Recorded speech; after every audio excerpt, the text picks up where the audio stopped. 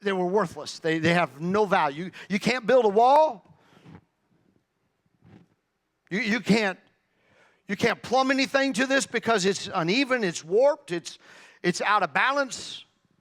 And I look at that and I see all the problems. And when I see problems, I like to eliminate problems. And in my life, the way to get rid of a problem is just to dispose of it. Just put it on the waste pile. It's of no value. But see, a carpenter and his method, he looks at that and says, okay, you say that this is trash and that it has a lot of problems. Now, it may not, you're right, it may not work in the wall. But if you'll give that to me, and I can take a few little things off of that, I can shave it here, and I can maneuver it there, and I can put a little pressure here, and I can clamp it down here. And now, you're right, I may not be able to make it a wall stud. Man, I can make something really great out of that. See, we see the problems, but a carpenter sees the potential. And some of you see your lives like this.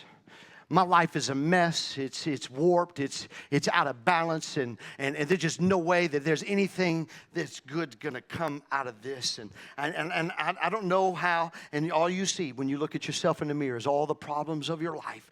I had this go wrong when I was a kid. My mom said that about me. My dad said this about me. My uncle did this to me. My aunt was a mean old woman. And I didn't do this. And my parents left me. My husband ran off on me. My wife was unfaithful to me. My kids don't love me anymore. What good can come out of this? And God takes that same thing that you look in the mirror and say is of no value. And he says, well, if you just give me a little bit of time with this, I can shave a little bit here. I can take a little bit here. I can flip that over on top of that. And you're right, I may not be able to make it a stud in a wall. I may not be able to make that a pastor, but I can turn that into a missionary. I may not be able to make that into an usher, but I can turn that into a worship leader. And you're looking at all the problems of your life, but the master carpenter looks at that and says, you know what? If you just give me a little time with that, and I'll just begin to put the word of God and sow a seed into that, you see all the problems, but I see great potential in this piece of wood here. And that's what the master carpenter is doing in your life. You're looking at all the problems of your life and saying, oh,